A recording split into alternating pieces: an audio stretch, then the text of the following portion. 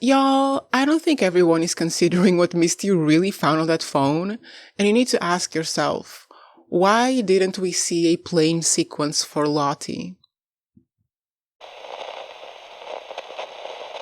Hello everyone, welcome back. If you're new here, my name is Joe. I review all or a lot of your favorite TV shows on this channel, and we are heading to the season 3 finale of YELLOWJACKETS. If you've been here from the beginning, I have been kind of disappointed, then okay, and now I'm just along for the ride in the train of delusional theories. So these will be my predictions for the season finale, and I have a lot of predictions for the past and present timelines, so let's get to it.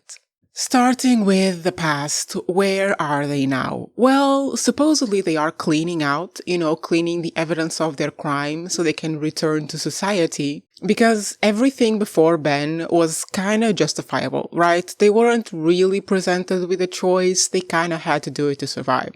But Ben was a choice. Putting his head there, like they're in the lumen severed floor, was a choice. And they know it was a choice, so much so that they don't think they can return to society before they clean out that choice, before they make sure that no one can convict them of crimes that they were not forced to commit to survive. This is, of course, why they are so cagey in the present timeline, because since season 1, we've always seen them hide what truly happened there. Like, no one really knows what happened to them. In the first season, there's even some interest in a documentary or a book or something like that. So this is why, because they went over the line. They went over the line and became cannibals by choice. So they are supposedly cleaning out, but they are not. Let's be real. Shauna wants to stay because she likes power. Ty wants to stay because she likes Van. And Lottie wants to stay because of the spirits in the forest. So they are staying not to clean out, but to stay. To remain in the wilderness because that's where they have power or whatever it is that they want. So they're not cleaning out. They are probably potentially going to prepare for winter because Ty is already saying that they will probably spend winter there. We also have seen the pit, so we know they will be using it to potentially hunt each other, to eat each other. And we also know that Misty / Nat have the antenna that could potentially fit the transmitter and they could call for help. This is where they are. Now, where are they going? If you've been watching my reviews, I think there will be some sort of time jump to when we see them in that winter scene in season 1. I think we're going to see this season, and I mean, it's the title of the episode, Full Circle Moment, or Full Circle, or whatever it is. So we will for sure see that scene, and I think that because it's already snowing, maybe we will see some weeks pass by and see them trying to adjust to the snow, and then the final scene will be those little snapshots that we got in the first episode of the first season. But if they are staying there for a few more weeks, then this means they did not use the antenna, and I think it could be 2 reasons why they didn't use it. First of all, Misty has the antenna currently, but Nat could easily steal it away from her, but it still wouldn't be useful just on its own, because even if Nat has the antenna, Van has the equipment, and Misty and Van are the only people who know where it is, and Misty and Van are supposedly still in the in the stayers group. Nat is in the goers group, the group of people who wants to leave. So even if Nat has the antenna, the other girls have the equipment. So if they can't put these 2 together, they can't call for help. So what I think we could be seeing, and could be part of the scene from season 1, is kind of like a tribal war. Because we are going to have the scene from season 1 for sure. And these 3 seasons of seeing the flashbacks is basically us just understanding what happens to them, that they get to that point where they are basically tribes and that they are hunting each other to eat each other. Like, we can understand how they got there, basically. But we only see 8 people in that shot, right? So we've always assumed that only 8 people will survive. And now we know the 8 people that survive, but we don't know who is behind those masks. So it could potentially not be the 8 people that survived, but rather the stayers. Because what if this is what we're going to see for this last episode and potentially the next season is tribal wars between the people who want to stay and the people who want to leave, because both of them have something. One has the antenna, the other has the transmitter, and without both of them, they can't communicate. And the stayers want to destroy the antenna, and the goers want to get the equipment. So they are fighting each other and hunting each other, and the pit girl that we see is one of the girls from the goers, and the stayers are eating her. Because the only person we see from the group of tribal masked people, I think, is Misty, right? And Misty is with the stayers so far. So I think this could be the reason why they don't get immediately rescued, is because they can't actually use the goddamn antenna, because the stayers are holding hostage the equipment.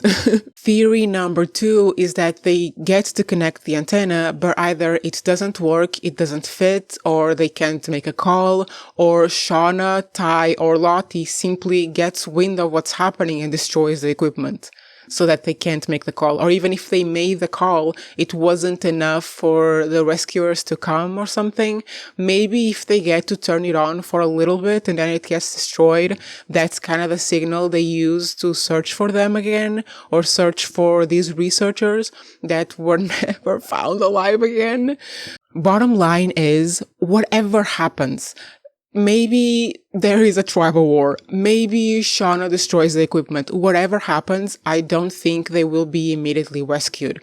I don't think the next episode we're going to see them being rescued. I think we're going to see the scene from season 1, them in that winter hunting people to survive, hunting each other to survive.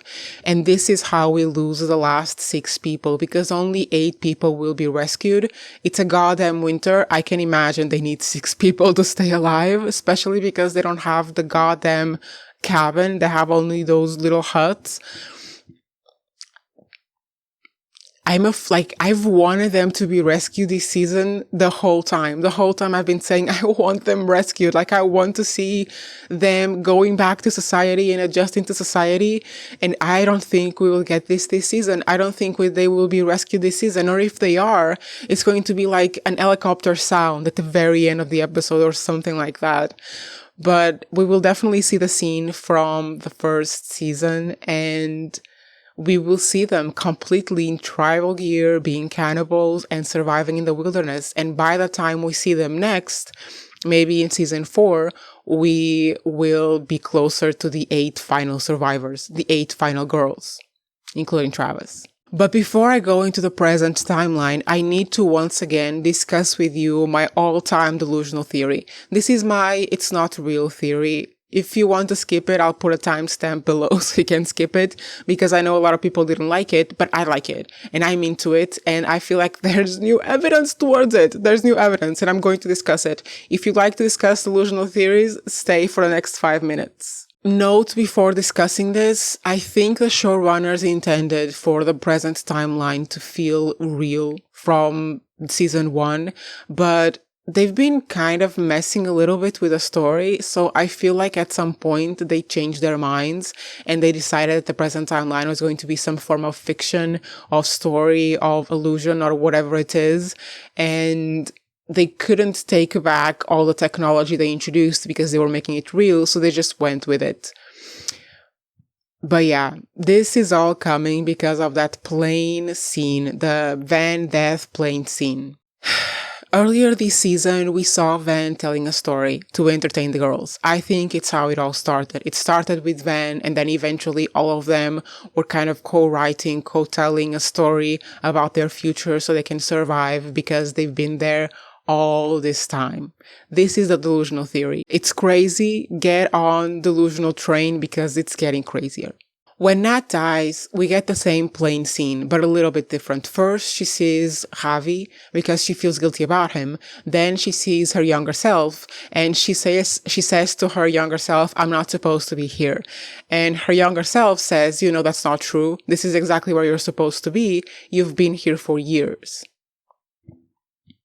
And I know that could mean that she never truly left the wilderness and she lived in her head this whole time. She lived in the wilderness in her head. But to me, in the context of this delusional theory, it could mean that she never actually left the wilderness. And Nat wanted to leave. Nat is part of the goers. So if this is happening in the future where they spent years in the wilderness and she's saying, I'm not supposed to be here. I can't believe I stayed this long. I'm not supposed to be here. And then young Nat is telling her, no, this is where you're supposed to be. You've been here for years. It's fine. And it kind of ends to the idea that after a long time, Nat will come to accept her fate in the wilderness. And it's only when she dies that she realizes, oh, I'm not supposed to be here. What is happening? And I think that could be part of the story. It could be part of the story that they are telling each other to survive, where Natalie in the real world, in the civilized society, comes to die, but it isn't the end, because if they are writing a story, they can write an afterlife for themselves, and I will bring this back. So when Van dies, she sees the same plane scene, not because there is an actual spirit in the forest, because the show has been making a good point that all of these things are just hallucinations, that they are not real, that there is no spirit, it's just the girls going insane in the wilderness. But if they have the same hallucination before they die, maybe it's because the story was written by the same people. And you see, when Van dies, Melissa says it's what it wants. But Melissa was never really a believer. So could it be that after years and years and years there, she just succumbed to it and accepted it? And then adult Van tells young Van, I die? I'm dead? Like, this is what happens to me? And young Van says, yeah, it wasn't my choice. It's just how the story goes. And then she says, surviving this was never the reward, hinting to the idea that there's going to be an afterlife. If they're writing the story, they can create anything and they can make themselves believe anything. Because if they've been in the wilderness all that time for that many years, they have to believe the spirit. They have to believe there's some sense to it, that there's some comfort after death, that they finally return to something. And also for Van's character, it makes sense that surviving was never the reward, because it's Ty. It's Ty. It's Ty. Like, getting to spend an afterlife, getting to spend an eternity with the love of your life in a place where they would be accepted, where they wouldn't be criticized, where there wouldn't be any judgment, because that was the reason Ty stayed in the goddamn wilderness. It's because she doesn't want to go back to a world that will judge them for loving each other just because they are two girls. And that is my delusional theory about Yellowjackets, that the present timeline is just a story they are telling themselves to stay alive. I have zero hopes of being correct, but if I am, I will never shut up about it. And either way, it's just a fun way to see things. And I think that the fact that so many people can come up with so many different theories about what's happening just tells us how lost these writers are when they're writing this story, or how great they are, that they're creating something so ambiguous, but that could have all the hints towards what they are building in the future. Hopefully, I hope for that. Now for the present. Misty knows something about that phone. She found out something, and I think it could potentially be that Lottie is alive and faked her death, because why didn't we get an airplane scene for Lottie? It could be because we didn't witness it, and both plane scenes we saw from Nat and Van, we saw them as they were dying, and since we didn't see Lottie dying, maybe that's why I didn't see the plane scene, or maybe it's because baby girl faked her death. But anyway, I'll discuss that in a minute. This is where Misty is at. She didn't escape. She abandoned Walter and took the phone because she found evidence to whatever is happening around here. I will explore it. I think there are a lot more things that are connected than we are seeing, but I'll talk about it. Shauna and Ty are at Melissa's house with that Van in a pickle, we would say, because Hannah for sure has to be coming back at some point. And how are they going to clean all of it before she arrives? Melissa is on the run. Where she's going, I potentially know. Walter was abandoned. Callie and her dad are high and chilling, bonding. And Lottie, guys, where are they going? Right from here. Lottie, there's no way Lottie's dead, right? Lottie faked her own death. That's why we didn't get the airplane scene. And I feel like there's something to do with Callie. I feel like Callie might have helped her fake her own death. Maybe she was the reason there was Shauna's DNA under her nails or something like that. Why Callie would want to incriminate Shauna? No clue. Why Lottie would want to incriminate Shauna? No clue. Another potential theory is that Dark Ty killed Lottie because she was there to see her son around that time. But I like the Lottie's not dead theory, and I like the idea that Kelly could have helped her. Kelly, whatever her name is. I think Kelly could have helped her, and I think Misty, if truly what she found on the phone was that Lottie faked her own death, I think Misty could be like busting in on her. She could be going to her or wherever she's hiding to confront her. And if this is all true and that's where she's going, I think there's a good chance she's going to find Melissa there, because this is what I was saying, right? Why is Melissa so pious? Why is she believing the spirits when she never did before? Is she under Lottie's influence today in the present timeline? And is that why she killed Van? Because it wants a sacrifice or some bullshit like that. And this could be interesting because if there are two factions like Lottie, Callie, Melissa, and whoever else, Dark Ty maybe, and the other faction, Van, Ty, Shauna, and Misty, it could be kind of a nice, interesting parallel to the young timeline where if they really do tribal wars, there would also be two factions. This is where I think that part of the story is going. This is what I'm hopeful for, that she faked her own death. Misty is going to find her out and figure out that Callie and Melissa helped. Maybe she didn't do it to frame Shauna at all. Maybe she just did it to escape her crazy ass father. And Shauna's DNA happened to be there because I think Shauna pushed her out of her house, right? It could be from that. As for Shauna and Ty, I don't think they would call the police because then the police would figure out that part of the blood is not Van's, it's Melissa's. So something must have happened. But maybe they won't have a chance because I think for dramatic purposes, I think Anna is going to walk in as they are trying to leave or trying to get Van or whatever. And they're going to be busted. And I mean, they won't be able to hurt her because she's innocent. And I don't think they really function like that. Or do they? Actually, maybe they do. But if she has kids with her, there's no way they're going to hurt her. But yeah, if Hannah busts in, they're going to have to bolt out of there and head probably to Misty to try to figure this thing out. But knowing Yellowjackets as I do, they will probably find a way to hide this.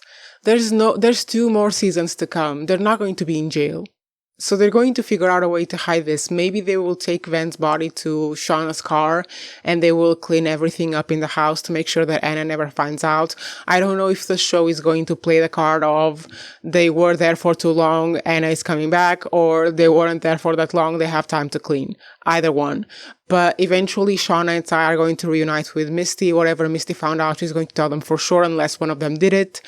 But if one of them had done it, I think maybe she would have talked to Walter, right? Did Misty find something on the phone about Walter? Because Walter is another big mystery, and if you've been here, you know how I feel about Walter. I don't want there to be any revelation about him. I want him to be exactly who he is, the way he is, with nothing else. I don't want any more information about Walter. I don't want him to be the brother of anyone. I don't want him to have like this convoluted plot or reason for him getting close to Misty. I just want Walter to be Walter. But I mean, it's Yellowjackets. There's a probability that whatever Misty saw on the phone was about Walter, and that's why she bolted out of there. Maybe Walter was involved in whatever Lottie is involved with, faking her own death, potentially being truly dead. But the problem with this theory that whatever she found on the phone was about Walter is that Walter wouldn't have given the phone to her unless he wanted her to know. But if he's implicated in a crime, he wouldn't do that. So I think it was not about Walter. It was about whoever killed Lottie, potentially about the fact that she faked her own death. Come on, guys. We didn't see the plane scene. She has to be alive. But yeah, this is what I think they will do. I don't think they will call the police, go to jail, anything like that. I think they will figure it out. They will find out whatever the hell is happening with Lottie, why Melissa is involved, and what her motivations to stab Van. And they will avoid capture and just move on to season 4 of whatever freaky shit they get up to then. I think, and I've been saying this for a while, at the end of season 5, the only remaining person will be Misty. They're all going to die. At some point or another, they're all going to die. And the last one standing is going to be Misty. She's going to be old. She's going to be a patient in the old care facility where she used to work or still works, whatever. And that's how the story is going to end. This is my bet for 4 years in the future. The show will end with Misty as the sole survivor, which would be extremely hilarious because the only reason they were in the goddamn wilderness was because Misty messed with a transmitter.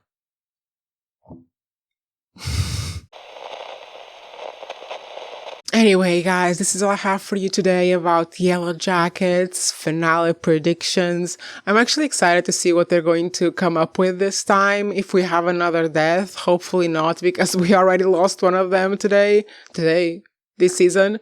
So yeah, let's see. And let me know in the comments your predictions. Leave me a like, follow, check out my Patreon. And yeah, I have a lot of fun stuff to come to the channel. If you like... I'm not gonna spoil it. You'll see when you see it. So anyway, guys, I will see you tomorrow. Bye.